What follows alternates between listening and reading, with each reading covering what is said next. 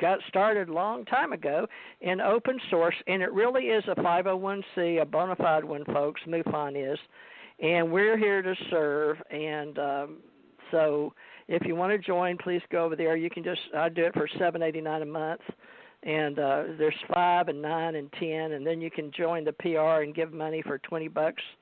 So we just help. That's what we're doing, is helping. Now, we can talk about Jan Harzan, which you ladies may have missed, but Jan's got over 60 years in the UFO business and has helped way back when we had NICAP that I can remember, where there was Don Berliner there in D.C. and Jan Maccabee. Jan Maccabee's another Jan, her husband, Dr. Bruce Maccabee, and he's been on here and helped Janet and I start the ACO Alien Contact Organization, and Suzanne's come in to help with Ace Folklife tomorrow night. But Jan Aldrich, now, with all these groups, do you remember you came on the scene out of Washington, D.C., and I know that Dr. Bruce Maccabee was training at the CIA facility and helping people learn about UFOs. But your role, you were a child, and I'd like you to tell your story to Janet and Suzanne and all those listening, because you were just a kid at NICAP, weren't you, 15 or 16? Well, yeah, I went to NICAP when I was, let's see, 1960. I met Richard Hall in NICAP, so that was the big one. What does that stand for? National something? National Investigations Committee on Aerial Phenomena. So aerial phenomena. Yeah, that's about 3 years after they were formed, and Richard Hall was assistant director then, and the very popular UFO author, Major Donald E. Keogh, was the director. And so during the summer, our family went on a tour of, well, my father was very interested in history, so we went to some of the Revolutionary War monuments, and we ended up in Washington, D.C., looking at some of those, and I asked him if I could go to NICAP, so he let me spend the afternoon there. So I guess I probably bugged Dick Hall all afternoon with talking to him, so he couldn't get any work done. But so he got to know you. Yeah, pretty he did. Good.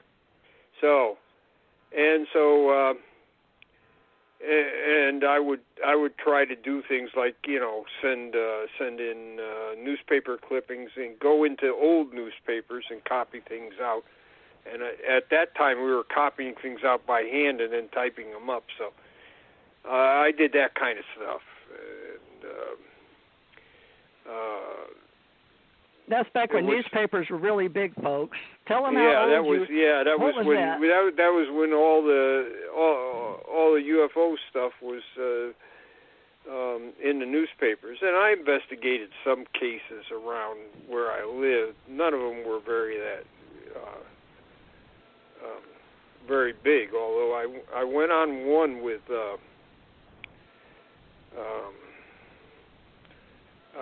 police officer from Meriden, Connecticut, and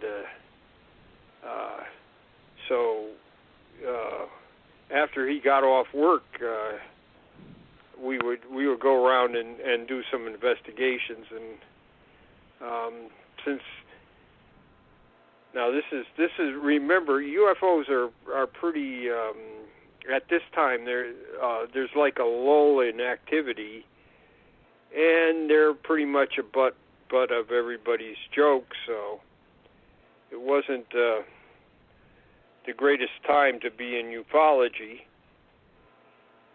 And one of the officers at the Meriden Police Department had a UFO sighting, and it's typical Hynek type thing.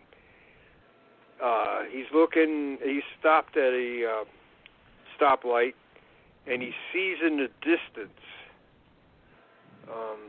what looks like biplanes.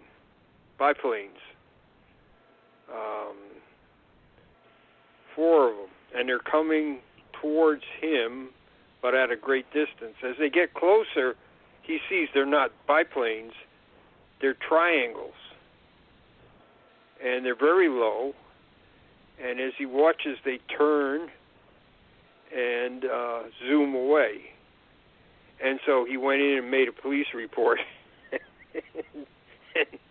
and of course, all the other officers gave him grief and had a good time at his expense. But the fellow that I was with, Terry Murphy, he got a copy.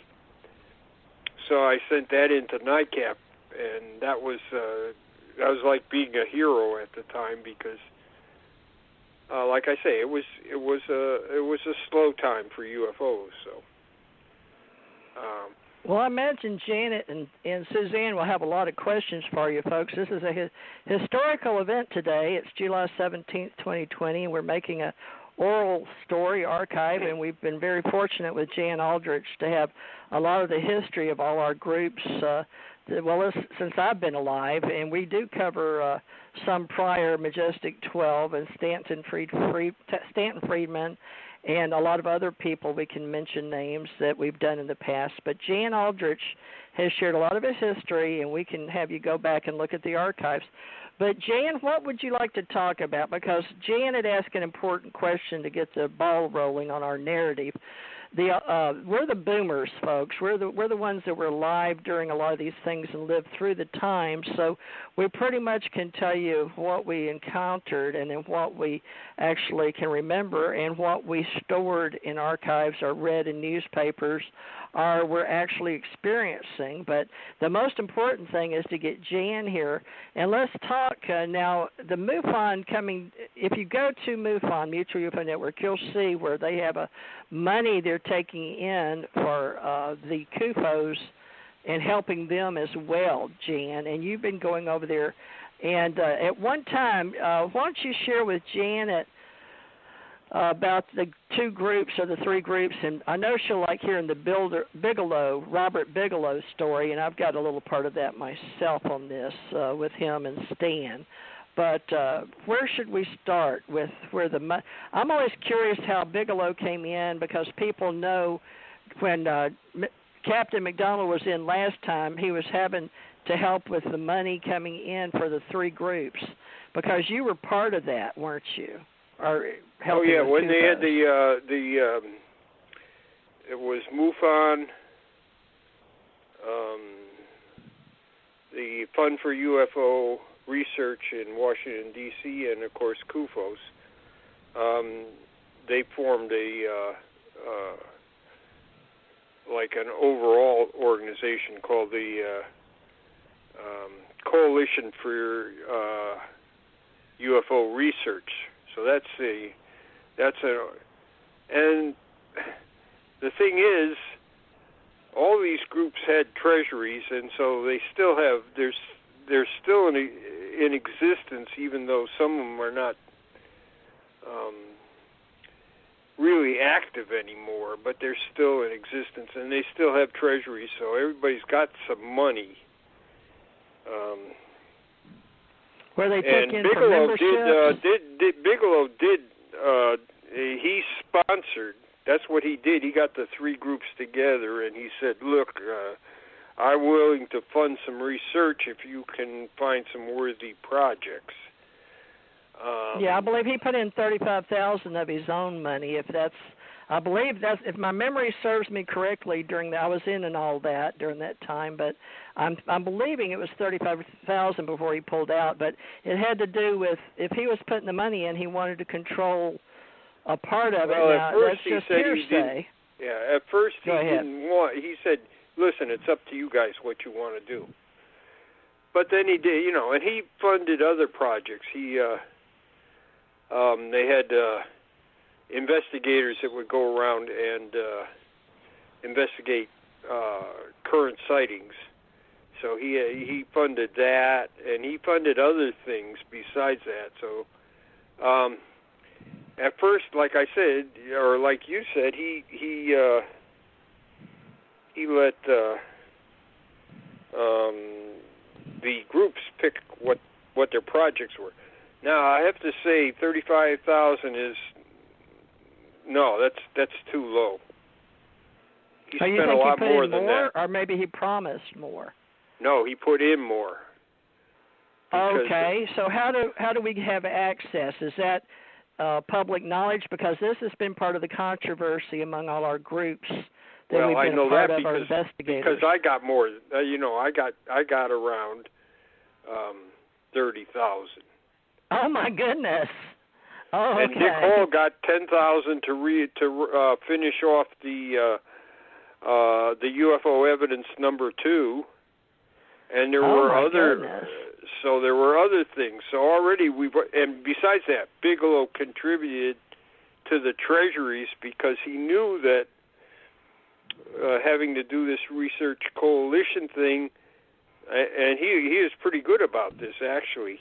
He knows, hey, I can't give you, if I give you money for grants, but then you have to administer them, that costs you money.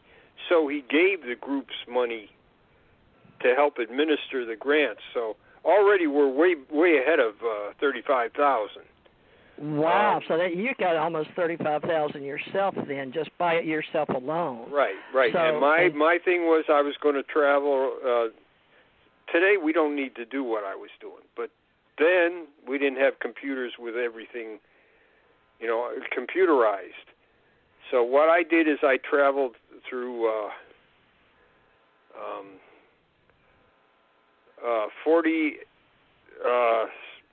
46 states and 5 Canadian provinces and Washington, D.C. So for 2.5 years I was on the road almost constantly, going from one place to another.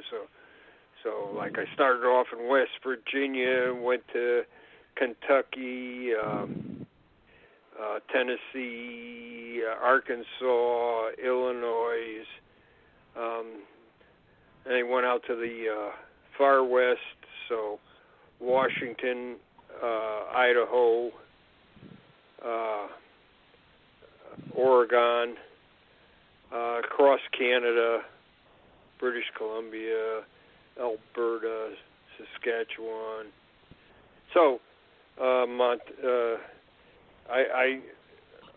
and what I would do is stop off at state libraries or legislative libraries or historical societies and check newspapers. Now, my project was to find stuff for 1947 and redo the find more information about the wave of 1947, which was really big, and people think that it's all about UFOs at a distance, but they're not. There's just like everything that you have today: landings,